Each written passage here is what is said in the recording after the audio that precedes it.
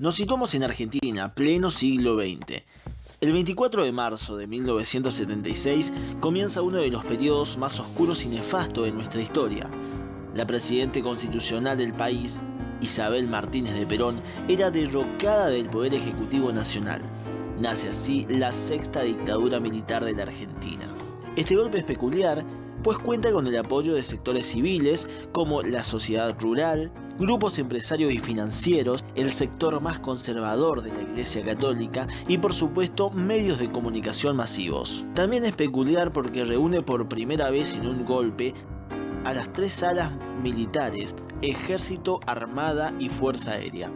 Se implanta un modelo de temor y persecución en todo el ámbito nacional. Miles de personas van a ser secuestradas, torturadas y asesinadas con un injustificable fundamento: la subversión. El llamado proceso de reorganización nacional había entrado bruscamente en el ámbito nacional para eliminar la guerrilla o cualquier órgano que atentara contra la institucionalización del país.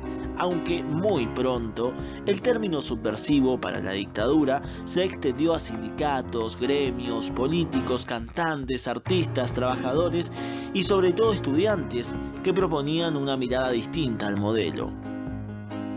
Rápidamente fueron creados centros clandestinos de detención que no eran más que lugares llenos de dolor, sufrimiento, tortura y muerte. Pero, ¿cómo se realizaban estos secuestros? Normalmente en horas de la noche, los efectivos incurrían en casas del futuro detenido, lo apresaban a la vista de su familia con la impotencia de no poder hacer nada.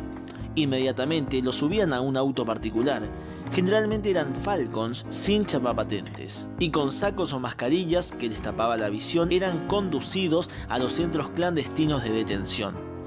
Son famosos el Vesubio, la Perla, la D2 de Córdoba, la escuela de Famaillá en Tucumán, así como más de 350 centros clandestinos que funcionan durante este periodo en todo el país.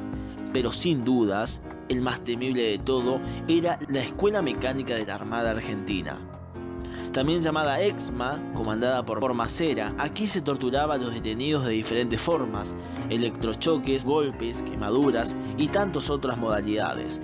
El objetivo no era otro que el detenido delatara la ubicación de otros conocidos o buscados.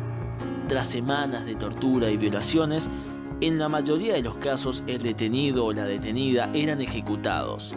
En caso de que la detenida se encuentre embarazada, se esperaba al parto, donde inmediatamente el bebé era apartado de la madre, siendo dado en adopción a familias cercanas a los militares. Y posteriormente la madre también era asesinada. Algunas veces eran fusilados o asfixiados, pero ocultar tantos cuerpos era imposible, por lo que se inventó el método del traslado.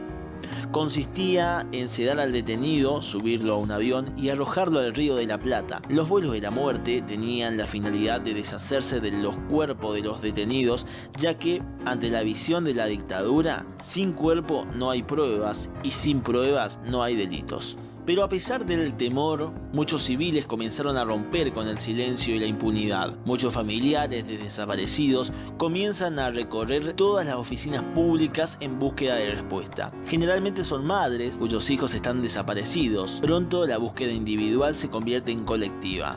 Nace así las Madres y Abuelas de Plaza de Mayo. Sí, las mismas que hoy son criticadas, escrachadas y odiadas por un grupo concentrado de la población, son las que construyeron las bases de la oposición civil a la dictadura más sanguinaria de nuestra historia. Pero pasemos a hablar un poco de la economía durante este periodo. El ministro de Economía de Videla, por ejemplo, era Martínez de Hoz, quien implanta en el país un modelo neoliberal que posibilita la libre competencia entre los productos extranjeros y las empresas y pymes nacionales. Elimina además la política proteccionista implantada por Perón y establece una inflación anual de más del 400%, lo que ocasiona cierre de fábricas, desempleo y hambre. El malestar social es controlado con el temor impartido en la sociedad y cortinas de humo con pequeños momentos vacíos de felicidad, como el Mundial 78. Al frente de la dictadura cívico-militar estuvieron diferentes presidentes elegidos por la misma junta militar. El primero fue Jorge Rafael Videla, de 1976 a 1981. Le siguió Roberto Viola, que asumió y decimió en el mismo año, siendo destituido del cargo por la propia Junta. Se suele hablar de este hecho como el golpe dentro del golpe. En su reemplazo asume Leopoldo Fortunato Galtieri. Sí, quien nos lleva a un conflicto bélico contra Gran Bretaña por las Islas Malvinas. El saldo de la guerra es catastral. No solo Argentina perdió, sino que el conflicto se habría cobrado la vida hacia el final de la guerra de 972 soldados argentinos. Pero esta no es la peor herida.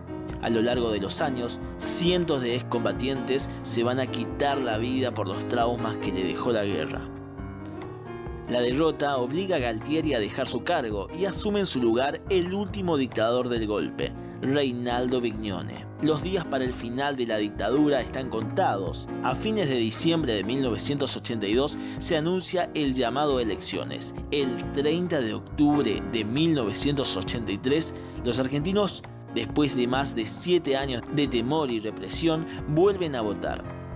Raúl Ricardo Alfonsín se convierte en el nuevo presidente de la Argentina y desde aquí se lo bautiza como el padre de la democracia. 30.000 desaparecidos, casi 1.000 muertos en Malvinas, la industria nacional herida de muerte, la riqueza cada vez más concentrada y una deuda externa multiplicada por 6 son algunas de las consecuencias dejadas tras el golpe. Es por eso que la última dictadura militar puede ser considerada como la noche más oscura de la historia argentina. Muchas de sus consecuencias lo vamos a seguir viviendo 43 años después.